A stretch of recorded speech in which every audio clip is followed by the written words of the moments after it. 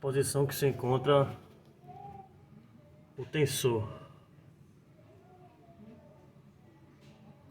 A posição do tensor na correia dentada.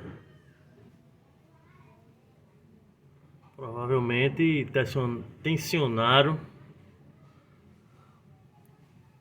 sentido horário, onde devia ser tensionado para o sentido anti-horário.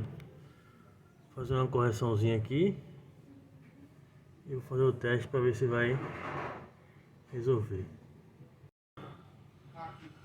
Na posição certa. Tensionado no sentido anti-horário. A setinha lá indicadora. Na posição. E agora vamos pro teste. Vamos testar.